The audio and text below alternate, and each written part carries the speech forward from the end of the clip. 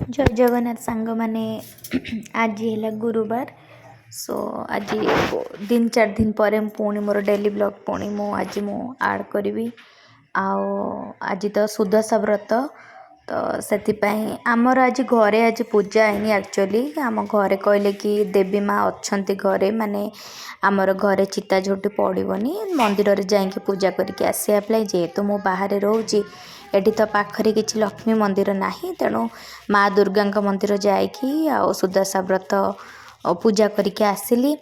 आबे जाऊँगी रोषे करी आज भाभी कौन खाइबी बोली कारण 8-9 दिन है तो ये नवरात्रि आउ खियापिया पनीपरिया किसी भी आमर एत भलसे रोषे हो नाला तेणु आज मु भाविली सीजा तरकारी आमर यहीपट साइड्रे कहती सीजा तरकारी बा फुटा तरकारी आमर कहती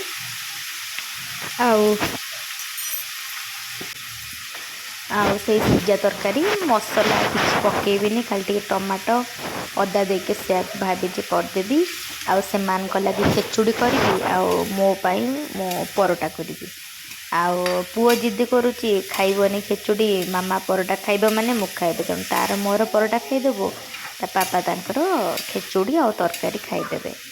तो सब बेसी किसी पनीपरिया आड करनी बीटी गाजर माटी आलू आलू कोबी या पकईकि फास्ट टे तेल खाली भाजीदेली बैगण भी मुझे किसी पकईनी से पुओ टे भल पाएना बोलिकी मु से जहाँ परिवा से भल पाए भल भाव टे भाजीदेली मु बेसी मुझा भजाएनी जस्ट अल्प टे फ्राए हो सारापर तापर आम आमर गोटे बड़ प्लेट को आम गोटे बाहर करदे से कड़े मुझे एकाथर तरकारीटा बनईदेवी।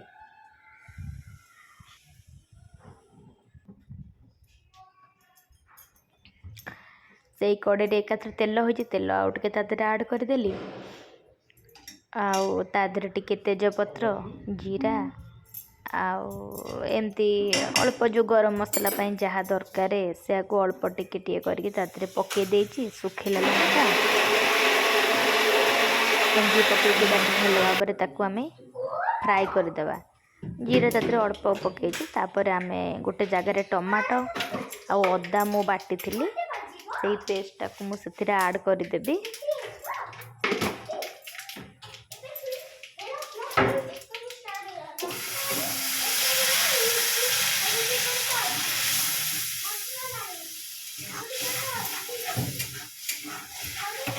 मसला टी भलसे आम कषिदे दीटा टमाटो तातिर पकई कारण किसी तो आम पकौने ना तेणु टमाटो टे खटा खटा लगे तरकारीटा टे भल लगे आदर टे हलदी गुंड आ लंका गुंड तादर पकई मसला टी भल भाव कषिदे।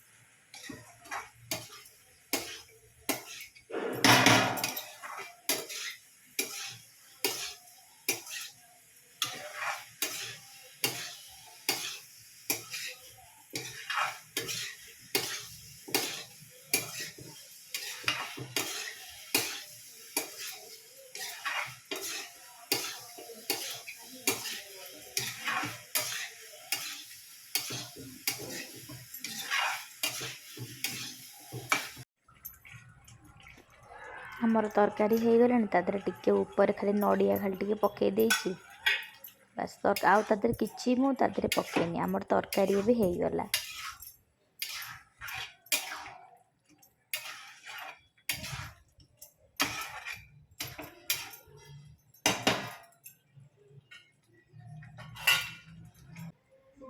एबे आम खेचुड़ी करवा मो खेचुड़ीटा टाइम लगे बोली प्रेसर कुकर कर दौची घी टिके पकईकि तादर टिके तेजपत्र चीनी जीरा ଆଉ ଏମିତି ପକେଇକି ଆଉ ଚାଉଳ ଆଉ ମୁଗ ଡାଲି ତାକୁ ଭଲରେ ଧୋଇ ଦେଇଥିଲି। ତାକୁ ପ୍ରେସର କୁକରରେ ଦେଇକି 2-3ଟା ସିଟି ଦେଇଦେଲି, ଶୀଘ୍ର ହେଇଯିବ। ଅଲରେଡ଼ି ଟାଇମ୍ ହେଲାଣି, ତାଙ୍କୁ ବି ଭୋକ କଲାଣି, ପୁଅକୁ ବି ଭୋକ କଲାଣି।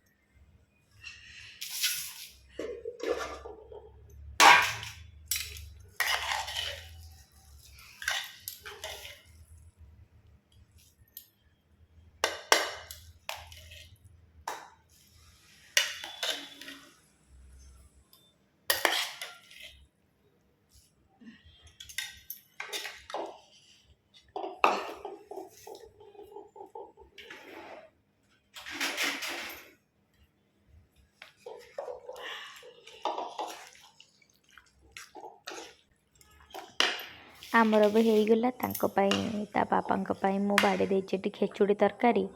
ପୁଅ ତ ଜିଦ୍ଦି କଲା, ଆଉ ପୁଅର ମୋର ଏଠି ପରଟା ତରକାରୀ ଆମେ ଖାଇଦେବୁ।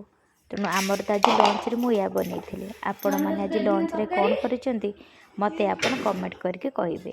ଯଦି ମୋର ଭିଡ଼ିଓ ଡେଲି ବ୍ଲଗ୍ ଆପଣମାନଙ୍କୁ ଭଲ ଲାଗୁଥାଏ ତାହେଲେ ମୋ ଚ୍ୟାନେଲକୁ ଲାଇକ୍, ସେୟାର, ସବସ୍କ୍ରାଇବ୍ କରିବାକୁ ଜମାରୁ ଭୁଲନ୍ତୁନି। ଜୟ ଜଗନ୍ନାଥ।